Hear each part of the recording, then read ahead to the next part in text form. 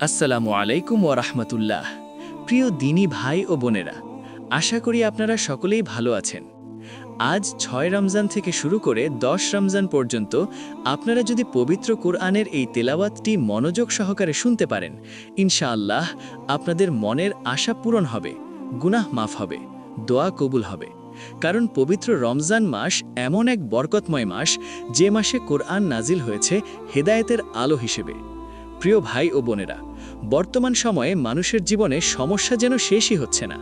কারো টাকার সমস্যা, কারো সংসারের অশান্তি, কারো সন্তানের অবাধ্যতা, কারো মানসিক কষ্ট ও দুশ্চিন্তা, কারো রোগ ব্যাধি, কারো বেকারত্ব ও অভাব। মানুষ চারদিকে সমাধান খুঁজছে, কিন্তু প্রকৃত সমাধান রয়েছে আল্লাহর কালামে, পবিত্র কোরআনে। আল্লাহ তাআলা বলেন, আলা বিযিকরিল্লাহি তাতমাইন্নুল কুলুব, সূরা রা'দ ১৩-২৮। অর্থ, জেনে রাখো, আল্লাহ স্মরণেই অন্তরসমূহ প্রশান্তি লাভ করে। আজ মানুষ অশান্ত, ঘরে শান্তি নেই, মনে শান্তি নেই, অথচ আল্লাহ নিজেই বলছেন অন্তরের প্রশান্তি কেবল তার জিকিরে, তার কালামে। আল্লাহ তাআলা আরও বলেন, ওয়ামাই ইয়াত্তাকিল্লাহা ইয়াজআল লাহু মাখরাজাও ওয়া ইয়ারযুকহু মিন হাইথু লা ইয়াহতাসিব, সূরা আত-তালাক ৬৫-২-৩।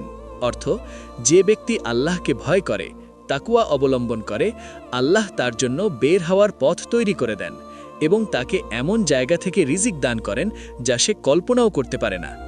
যারা অভাবের কষ্টে আছেন, রিজিকের সংকটে আছেন, আল্লাহ নিজেই প্রতিশ্রুতি দিয়েছেন তাকওয়া ও কোরআনের পথে চললে তিনি অপ্রত্যাশিত জায়গা থেকে রিজিকের ব্যবস্থা করে দেবেন। আল্লাহ তাআলা আরও বলেন, ইন্না হাযাল কুরআনা ইয়াহদি লিল্লাতী হিয়া আকওয়াম, সূরা আল ইসরা ১৭-৯। অর্থ, নিশ্চয়ই এই কোরআন সেই পথ দেখায় যা সর্বাধিক সরল ও সঠিক। অর্থাৎ জীবনের প্রতিটি সমস্যার সঠিক পথনির্দেশ রয়েছে কোরআনে। সংসারের সমাধান, ব্যবসার নীতি, ধৈর্যের শিক্ষা, ক্ষমার শিক্ষা, সফলতার পথ সবই রয়েছে এই মহাগ্রন্থে। প্রিয় ভাই ও বোনেরা, কোরআন শুধু তেলাওয়াত করার জন্য নয়, বুঝে পড়ার জন্য, হৃদয়ে ধারণ করার জন্য, জীবনে বাস্তবায়ন করার জন্য। এই ৬ রমজান থেকে ১০ রমজান পর্যন্ত আমরা সবাই নিয়ত করি প্রতিদিন মনোযোগ দিয়ে কোরআনের তেলাওয়াত শুনব, আয়াতের অর্থ বোঝার চেষ্টা করব, নিজের জীবনের সাথে মিলিয়ে দেখব, গুনাহের জন্য তাওবা করব, আল্লাহর কাছে চোখের পানিতে দোয়া করব। হয়তো আপনার জীবনের বড় সমস্যা